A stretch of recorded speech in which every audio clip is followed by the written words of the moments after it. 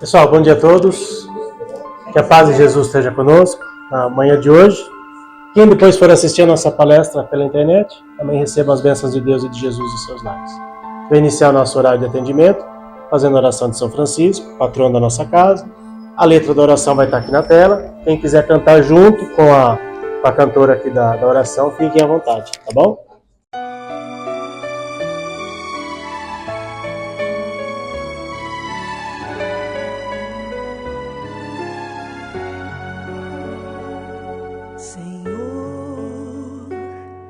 Fazei-me um instrumento de vossa paz.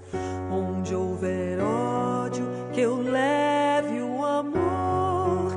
Onde houver ofensa, que eu leve o perdão. Onde houver discórdia, que eu leve a união. Onde houver dúvida, que eu leve a fé. Onde houver erro, que eu leve a verdade. Onde houver desespero, que eu leve a esperança. Onde houver tristeza, que eu leve a alegria. Onde houver trevas, que eu leve a luz. Ó Mestre, fazei que eu procure mais consolar que ser consolado, compreender que ser compreendido, amar que ser amado, pois é dando que se recebe, é perdoando que se é perdoado, e é morrendo que se vive para a vida eterna.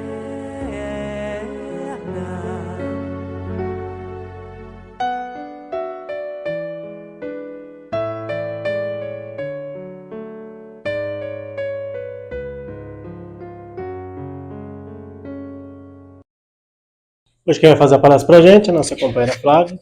Bom dia, sejam todos bem-vindos novamente. Hoje nós vamos conversar um pouquinho sobre a passagem.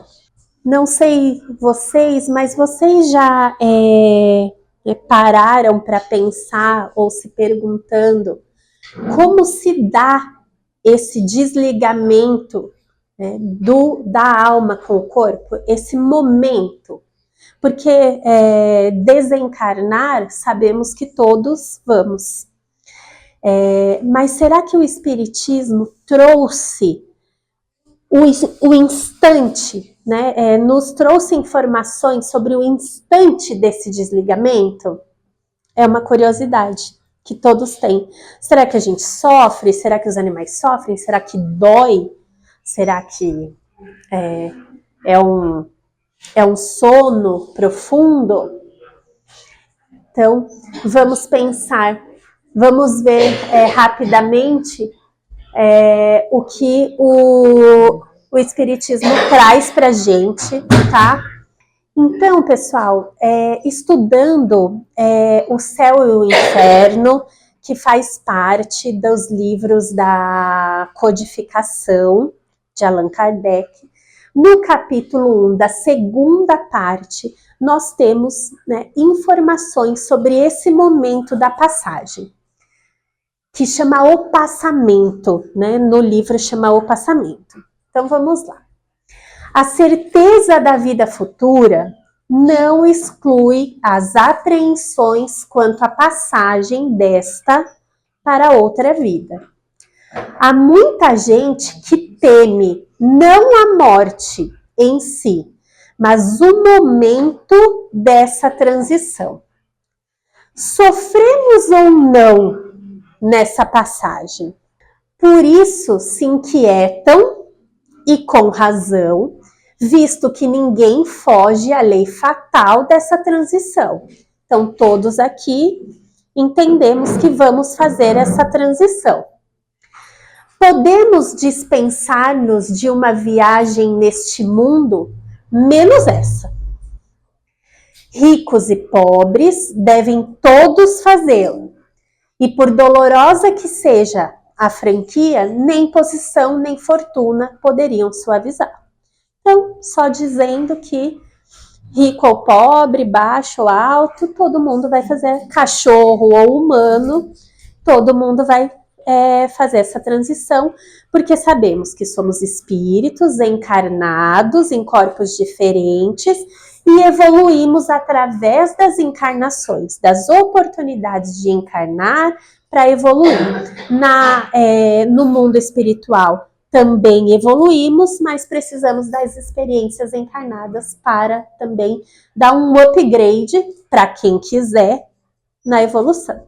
Vendo-se a calma de alguns moribundos e as convulsões terríveis de outros, pode-se previamente julgar que as sensações experimentadas nem sempre são as mesmas. Então, se alguém já teve, oportunidade, entre aspas, de vivenciar um momento delicado desses, sabemos que tem umas pessoas que reagem de um jeito, tem outras pessoas que reagem de outros, ou os animais também, tá? E a gente vai elucidar melhor esse momento. Existe o momento que algumas pessoas visualizam entes queridos que já se foram, Então a gente consegue já visualizar que não é igual para todo mundo. Quem poderá, no entanto, esclarecer-nos a tal respeito? Quem nos descreverá o fenômeno fisiológico da separação entre a alma e o corpo? Então, o Espiritismo, no Céu e Inferno, trouxe para a gente. A insensibilidade da matéria inerte é um fato, e só a alma experimenta sensações de dor e de prazer. Então, a gente sabe que temos um corpo físico e o espírito. Quem tem as sensações, quem reconhece as sensações é o espírito. O corpo é como se fosse uma máquina, uma matéria inerte. Ela só funciona com a ligação do espírito nesse corpo físico. A alma tem sensações próprias cuja fonte não reside na matéria tangível. Então, as sensações estão no perispírito, nessa ligação e nesse envoltório do corpo físico que se junta com o espírito. O perispírito é o envoltório da alma e não se separa dela nem antes e nem depois da morte. Por isso que o corpo físico, depois que ele está desligado da alma, ele só é uma matéria inerte e se decompõe. Porque se fosse se estivesse animado, ou seja, o espírito ali encarnado ainda, não teria essa decomposição, porque está funcionando alguma coisa ali. Ele envelhece, mas não se decompõe. Decomposição é só matéria inerte. Durante a vida, o fluido perispirítico penetra o corpo em todas as suas partes e serve de veículo às sensações físicas da alma. Então, é como se fosse um acoplamento, célula por célula, desses fluidos do perispírito para animar esta matéria inerte. Do mesmo modo como esta, por seu intermédio, atua sobre o corpo e dirige-lhe os movimentos. Ok? Então, acopla o fluido espiritual no corpo físico e aí as coisas começam a acontecer. A extinção da vida orgânica acarreta a separação da alma em consequência do rompimento desses laços fluídicos que une ao corpo. Mas essa separação nunca é brusca E nesse capítulo, como nós temos um tempo curto, a sugestão é que vocês leiam esse capítulo, porque ele traz mais detalhes quando existe a separação por acidente, por doença, né? E então alguns exemplos dessa separação que não vai ser possível trazer todos os detalhes aqui hoje, mas fica a sugestão, tá bom? Então, mas nós temos essa certeza que ela nunca é brusca. Mesmo com um acidente fatal, né, existe um torpor que a espiritualidade traz para esse espírito, tá? Para que esse desligamento seja feito da melhor maneira possível, com o mínimo de sofrimento, mesmo quando for um acidente fatal. Existe um estado de torpor, e para esses laços irem se desligando aos poucos. A sensação dolorosa da alma por ocasião da morte está na razão direta da soma dos pontos de contato existentes entre o corpo e o perispírito, e por conseguinte também da maior ou menor dificuldade que apresenta o rompimento. Então, por exemplo, se a pessoa já vem, ou esse animal, já vem com uma doença que vai diminuindo esse fluido vital, essa energia vital, esses laços já vão se desligando. E aí, no último laço, né, até ter o último laço que se rompe. Daí resulta que o sofrimento que acompanha a morte está subordinado à força adesiva que une o corpo ao perispírito. Que tudo que puder atenuar essa força e acelerar a rapidez do desprendimento torna a passagem menos penosa. Ou seja, o nosso apego também, nessa vibração de apego, pode tornar esse momento um pouco mais demorado para os nossos amigos animais. E para os nossos irmãos humanos, isso também pode se tornar mais penoso quanto mais apego a gente tiver a esse espírito encarnado. E finalmente a alma deixará de experimentar qualquer sentimento desagradável. Então a gente não quer que o nosso ente querido tenha sensações desagradáveis.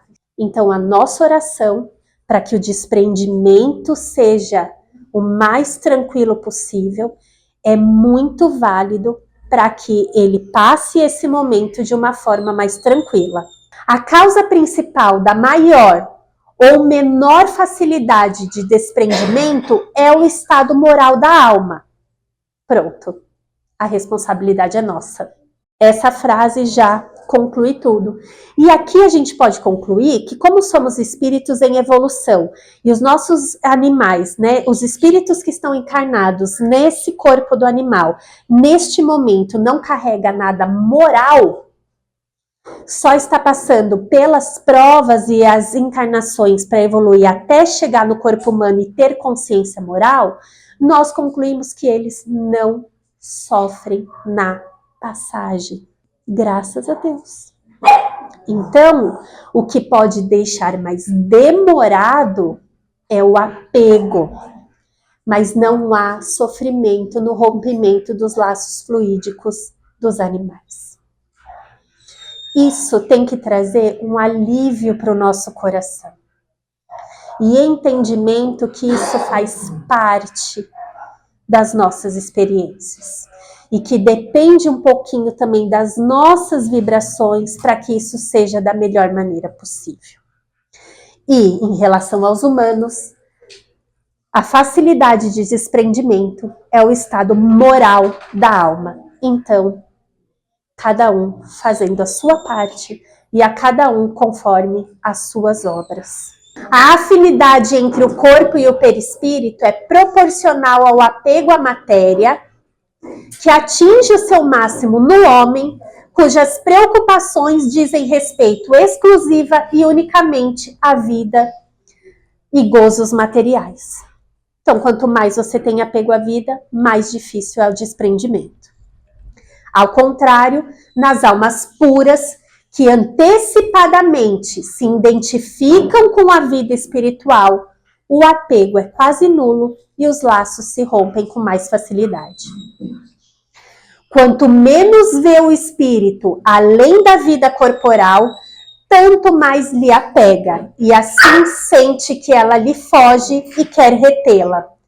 Em vez de abandonar ao movimento que o empolga, resiste com todas as forças e pode mesmo prolongar a luta por dias, semanas e meses inteiros. Aí sim é um desconforto para esse espírito humano. E um aumento desse período que o nosso animal pode permanecer nesse corpo. Porém, sendo frágeis os laços fluídicos que prendem ao corpo, rompem-se suavemente.